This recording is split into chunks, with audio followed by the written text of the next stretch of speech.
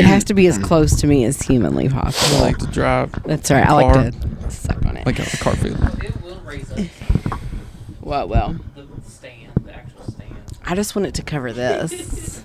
Mine's not about being heard. Mine's about covering my double chin. You should grow out a beard. That's what I did. Good idea. My mother-in-law calls me a beard fish all the time. She said it's like a catfish, but with a beard. Like if you lost that, you shave it, you're like, oh, yes. Yeah. Yes. I had a dream in high school that I grew out some awesome sideburns. Some mutton chops. No, it was the 90s, so it was like the skinny one. Sweet goatee.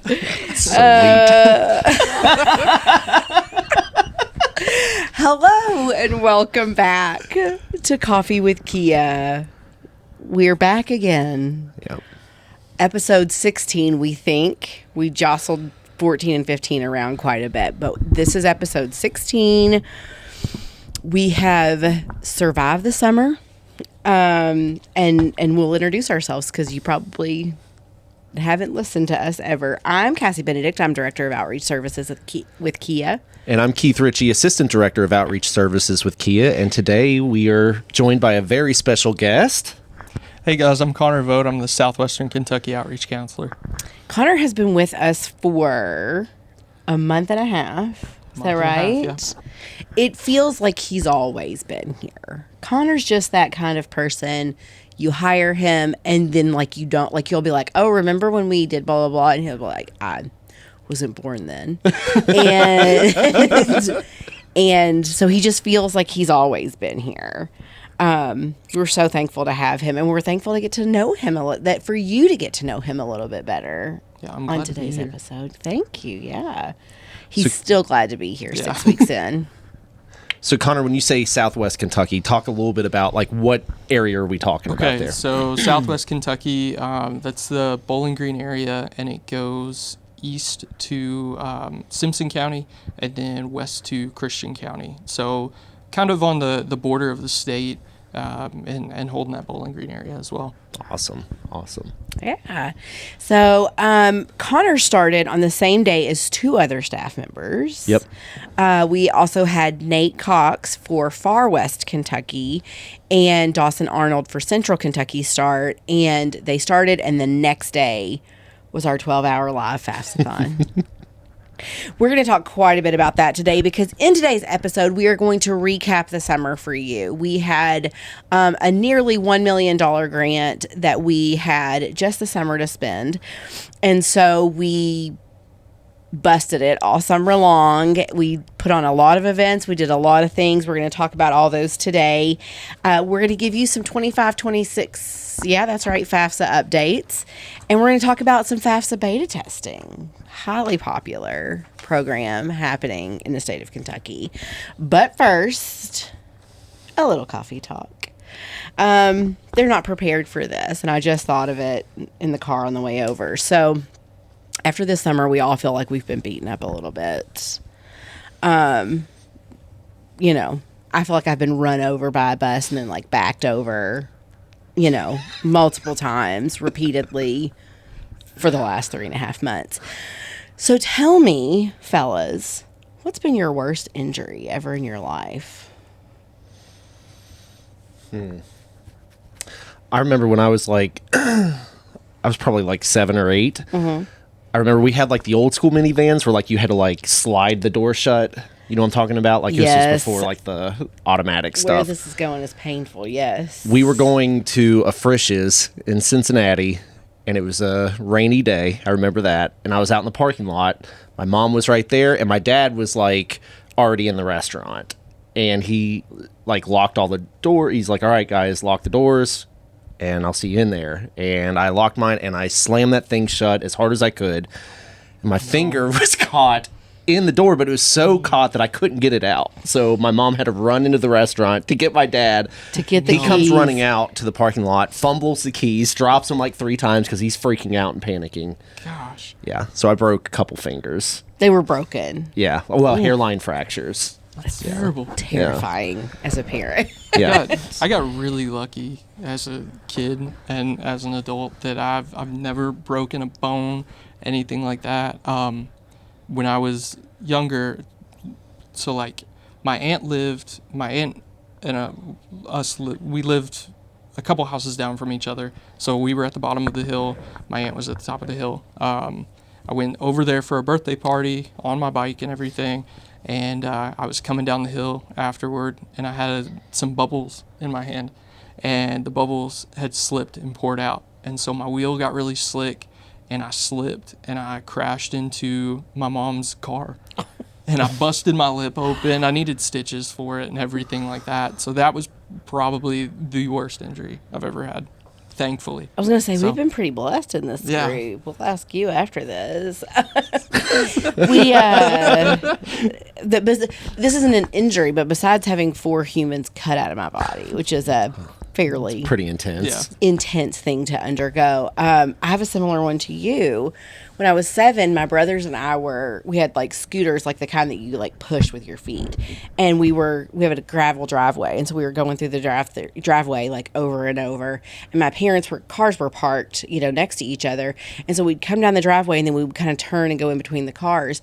Well, as I turned my scooter to go in between the cars, it flew under the car and I went with it and caught the bumper right on my eyebrow. And so, had stitches in my eyebrow, which, I mean, like, I'm many decades old at this point. And for that to really be like it, Right. like knock on Yeah. wood. Yeah.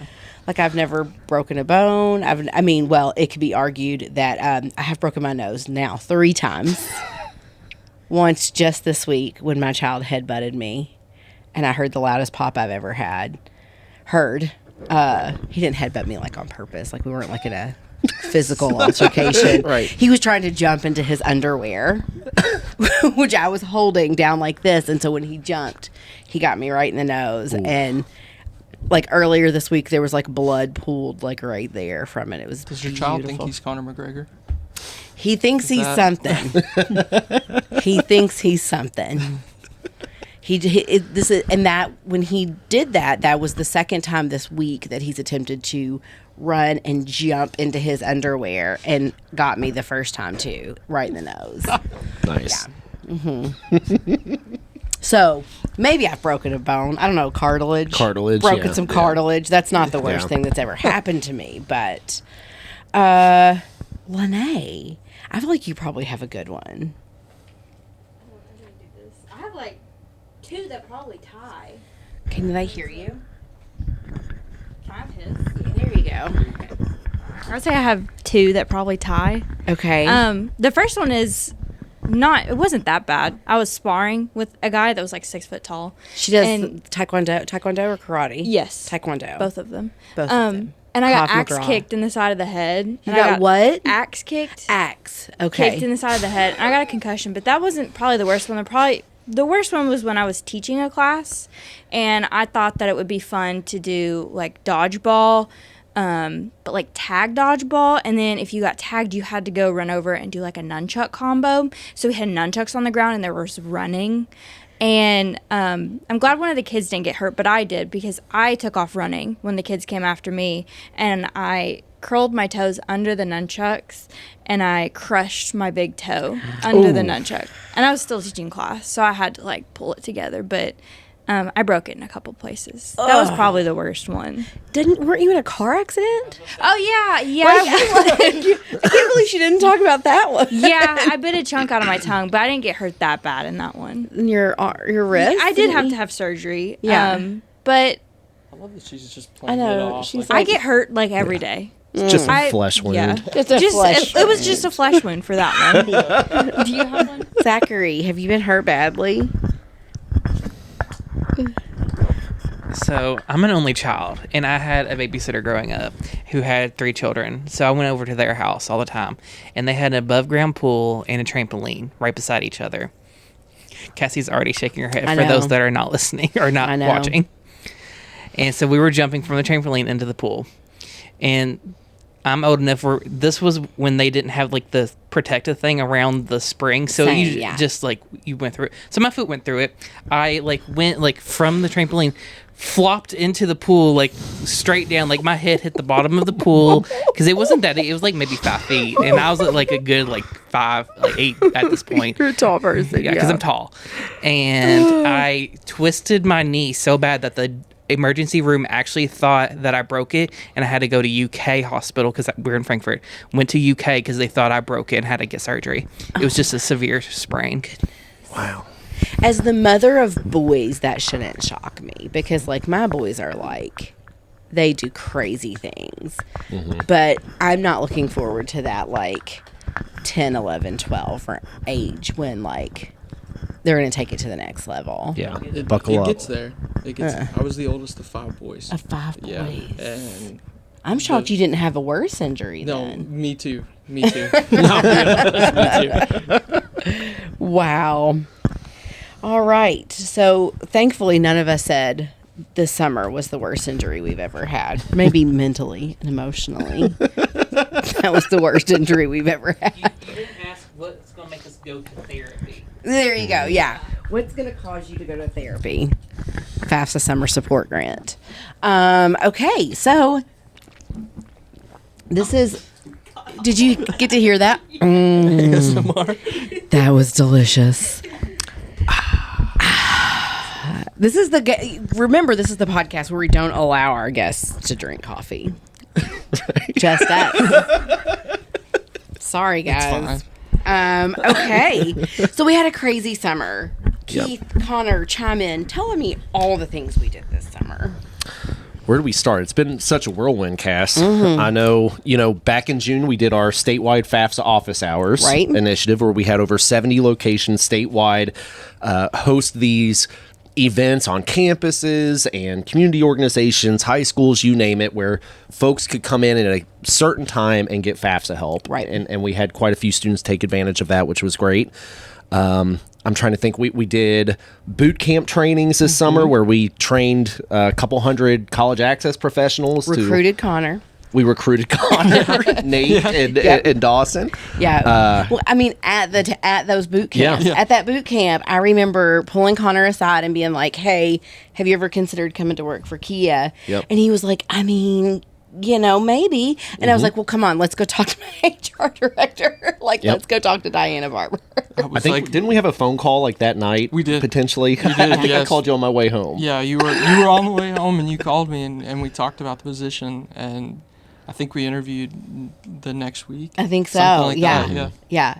Because you wanted to interview same day. I did. And I was like, I need to talk to my wife about this first. Yeah. I was like, Pump "Can the you brakes." interview today?" And he was like, Yeah. Can you trying start to at 7 do? o'clock I tonight? was terrified. "That's how cults like outreach work, guys. Like it's fat. It's like a lot really fast. We just love bomb you. Yeah. So Yeah, when Cassie and I find someone we want on our team, we move pretty quickly. we don't let it go. Yeah, we hound them until they agree to come work for right. us. Yeah. Did you think about getting a restraining order No. against me? No.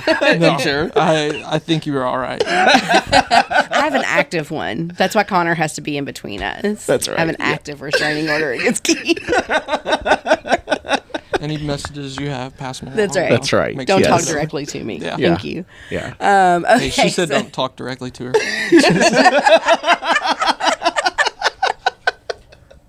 The show. Oh yeah, Zach wants everyone to know we got these awesome pillows. Yeah, look at that. Look, there we are. I've Those are never looked sweet. better.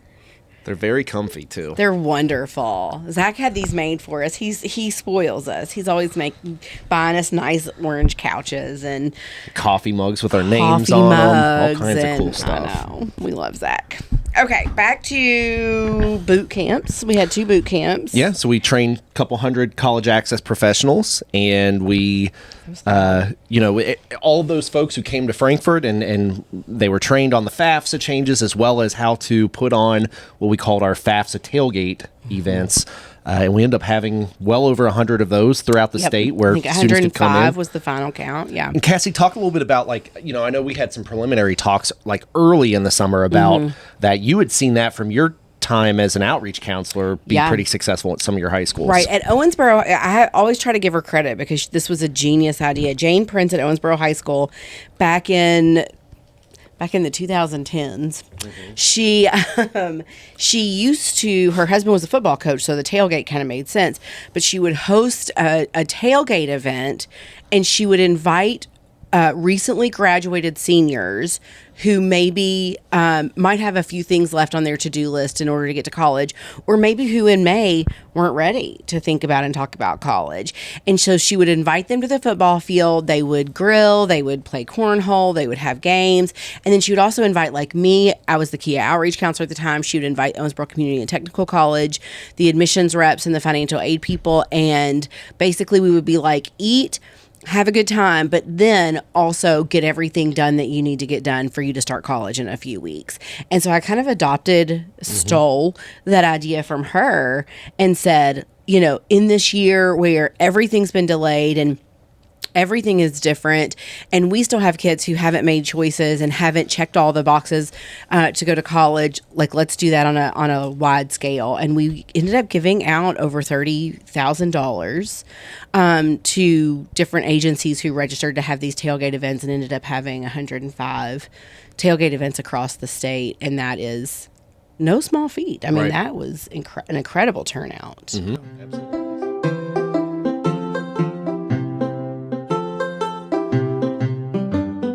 There were a lot of changes to the 24-25 FAFSA. But don't let this year of change put your college plans on hold. There's still time. There's still time. There's still time. It's not too late to file the FAFSA and get help paying for college. KHEAA outreach counselors are available to assist with getting started and getting through the FAFSA. We're here to help. We're here to help. We're here to help. Contact KHEAA today and take the first step toward achieving your dreams. Your future is waiting. Your future is waiting. Your future is waiting.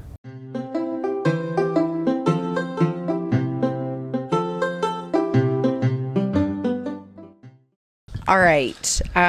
So we are back after an abrupt, unexpected commercial break.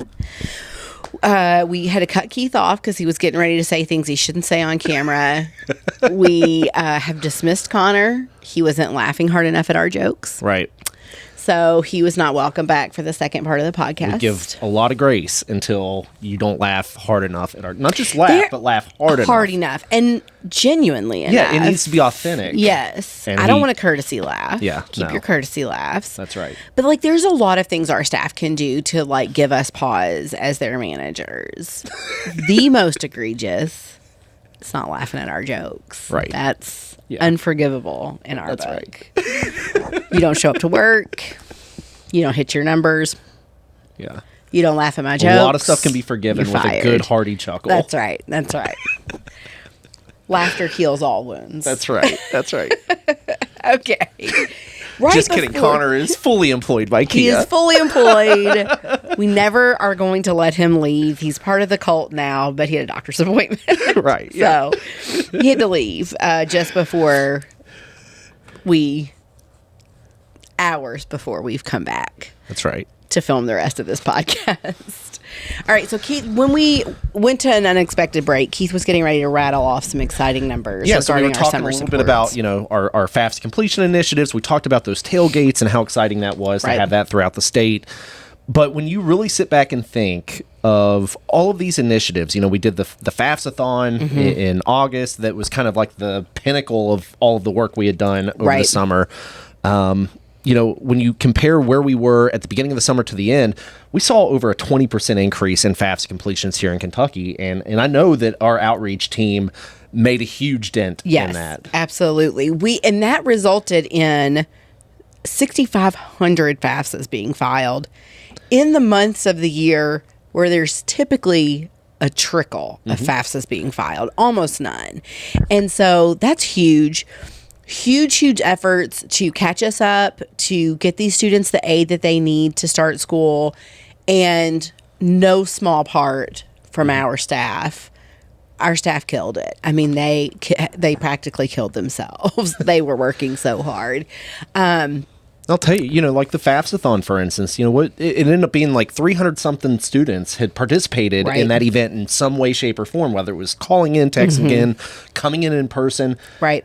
Think about the magnitude of that for it to be a FAFSA workshop in early August. Right. Like, I mean, that's insane to think that 300 folks would do that at the tail end of a summer break to come in and get some work done. So, again, I can't say enough for this team and right. And the everyone who has partners pitched that we in. have and, the support that we get from our management and our executive office here in outreach. Like, it's just what we did this summer is really special. It is, yeah. I mean, unique, and boy, we're tired. It's a lot. Yeah, it was a lot. It was a whirlwind, but I'm glad we did it. I'm glad we had those opportunities, and for the students shout of out Kentucky. to the ECMC funding that put a lot of this together for us. Right. Big things happening in Kentucky and for the students of Kentucky, and we've got more coming. The 25-26 FAFSA, we know a handful of things that are different this year, or that at least we know solidly this year. Right. Hit us with those. The biggest thing that comes to my mind would be, we usually talk about October. That's not going to happen, at least at a large scale this time around. They did announce recently that the FAFSA should be open to the general public December 1st. So similar to last year's cycle in that it's going to be delayed a little bit, but ideally, you and I have had the benefit of going to a few conferences in the last few months, so we've been able to hear directly from federal student aid. Right. And in those updates, it does seem like they are very, very mindful of last year's rollout and how difficult that was. So it does seem like they are making a lot of concerted efforts to not have that happen again. One of the things that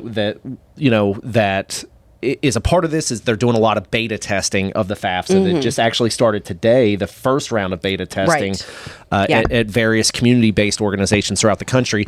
But we got some exciting news recently as well about beta testing. Right. So the outreach department at KHEAA submitted some interest in beta 1, and we kind of knew we weren't going to be selected for beta 1. It was exclusive to community-based organizations. There were 6 selected across the United States. KHEAA was not one of those that was selected, but we did immediately put in the interest form for beta 2. I kind of have a contact at FSA. He and I talked back and forth, and so we knew it was coming. But last week on Tuesday, we got notification that we've been accepted for not only beta 2, but also 2 more phases with beta 3 and beta 4. So essentially, these are early rollouts to access for the 25-26 FAFSA for select students. So the beta 2 phase can be up to 300 Kentucky students who will be allowed early access.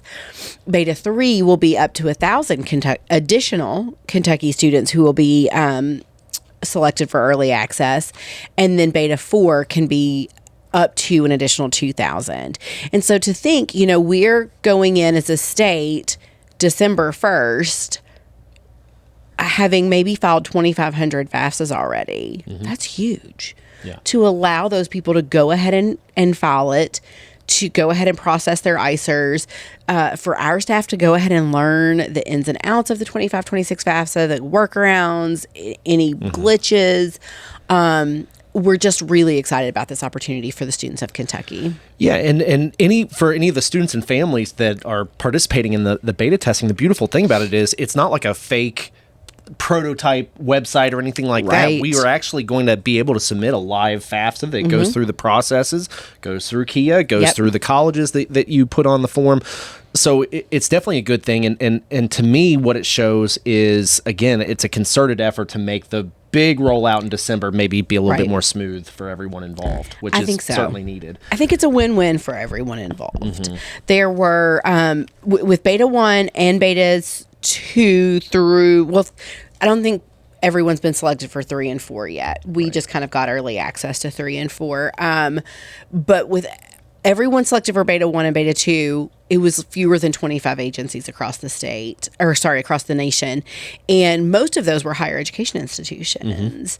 So KHEAA is kind of unique in that we are not a community-based organization and we're not a higher ed institution, but we were still selected to play a pretty large part in this. And from what I understand, part of the reason why we as a state agency were selected is because of the robust outreach connections with high schools around the state of Kentucky. Our outreach counselors know and work with school counselors, and they know and work with students and families on a regular basis. So it's something that allows us an opportunity to get the word out across the state. And basically with Beta 2, it allows us to have an in-person FAFSA workshop early before the general public opening that allows our students to participate in this October 16th and 17th. So it's quite a bit early.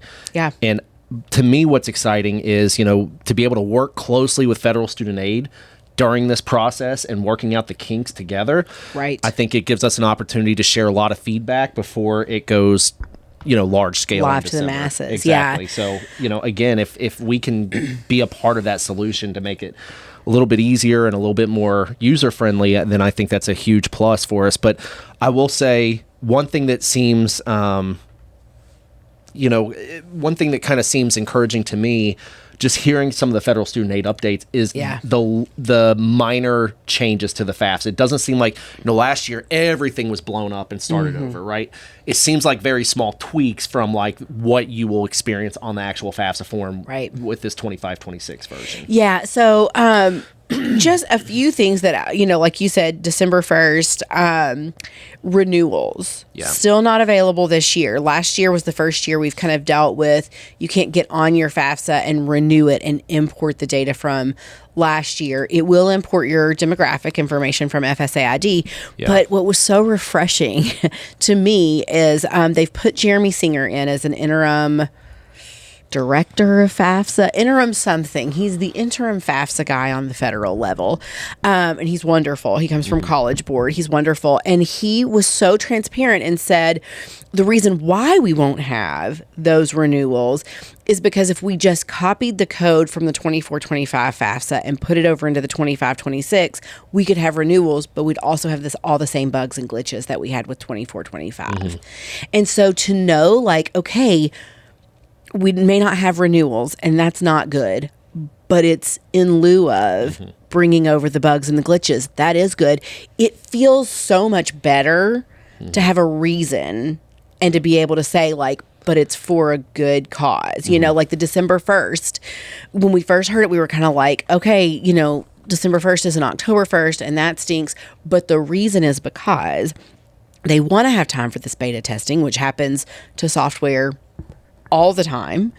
And they want to open December 1st with a solid, error-free form and software system. If you remember last year during the cycle, they kind of went the approach of they would open it and then they had to shut it back down because everything was going haywire and things like that. So the idea of doing this preliminary beta testing, I think it just shows how intentional they're trying to be to roll this out. And hopefully by the time December 1 rolls around, it'll be a night and day difference compared to last year.